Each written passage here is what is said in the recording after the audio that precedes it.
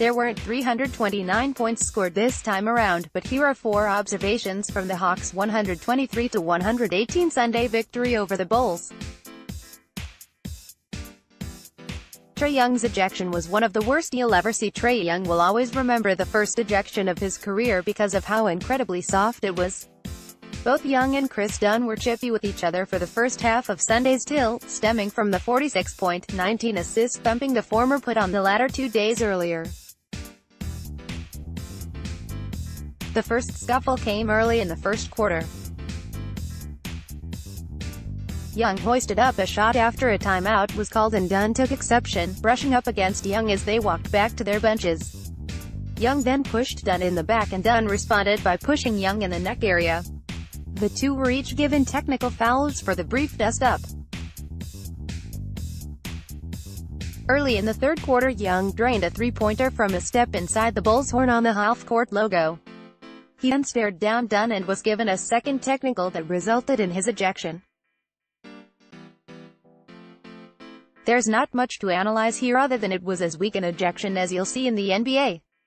It's possible that the referees forgot they had already given Young a technical and would have swallowed their whistles, but it shouldn't have been a technical even if Young hadn't gotten one earlier in the game. Atlanta held on to win, but the Bulls went on a 12-4 run immediately after the ejection and got as close as 5 in the third quarter. It would have been a brutal look for the NBA if that cost the Hawks a win, as Young was cruising with 18 points and 5 assists. Zach LaVine and Lauri Markkanen played tired tough to blame the Bulls stars for not looking like themselves in this one. Zach LaVine and Lauri Markkanen both looked off from the start of the game, and only a brief spurt by Markkanen in the third and LaVine in the fourth kept them from invisible stat lines. LaVine finished with 12 points on 3 of 9 shooting and Markkanen had 19 points on 6 of 21 shooting. And who can blame them? LaVine played 56 minutes and Markkanen battled through flu-like symptoms on Friday night, and even without a practice on Saturday it was clear both guys were still feeling the after-effects of the quadruple overtime game. Kris Dunn managed to pick up some of the slack, going for 14 points, 4 rebounds and 6 assists in 27 minutes.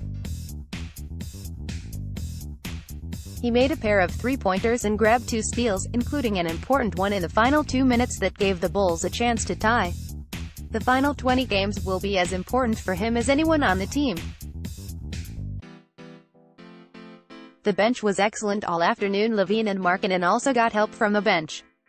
The Bulls' second unit played what was probably their best collective game of the year post-trade deadline. Breaking it down in terms of long-term importance, Ryan Arcidiacono continues to make winning plays.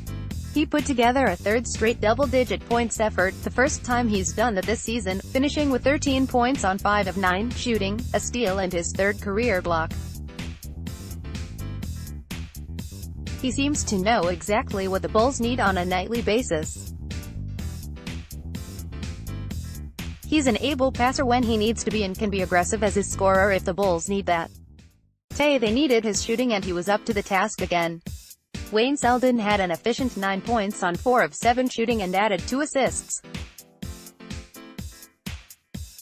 He didn't need to do as much with Arcidiacono and Chris Felicio scoring, but it was still another nice game from him. The Bulls have really found something in Selden and, as always, also got 2 second-round picks with him.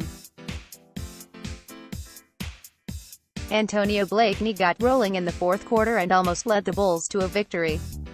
He scored 13 of his 17 points in the final stanza and showed what he is capable of when he's cruising. Those instances are few and far between, but it was nice to have on an afternoon when the Bulls' heavy lifters in the scoring department were off. Felicio scored in double figures for the first time this season, finishing with 10 points on 4 of 5 shooting. He also got to the free throw line 4 times. Shaq Harrison had 2 blocks in 27 minutes. The Bulls get a 4-game cushion over Atlanta in the lotto standings. For those looking for losses this late in the season, the Bulls are now back to 4 games in front, or is it behind, the Hawks for the No. 4 odds in the lottery. We've said for a while now that the Bulls appear locked into the No. 4 spot, but in winning 6 of 8 prior to Sunday there was a shot that with a win over Atlanta that the Hawks could catch them. Per Tankathon, entering today the Bulls had the 13th most difficult schedule remaining. The Hawks have the 2nd most difficult schedule remaining, but with that 4-game cushion and just 20 games remaining it feels like that no. 4 slot is safe. On the other end of the standings, the Cavaliers are 2.5 games up on the Bulls for the coveted top 3 spot. It still doesn't look like the Bulls will catch up to them given how well they're playing, winning 6 of their last 9 games.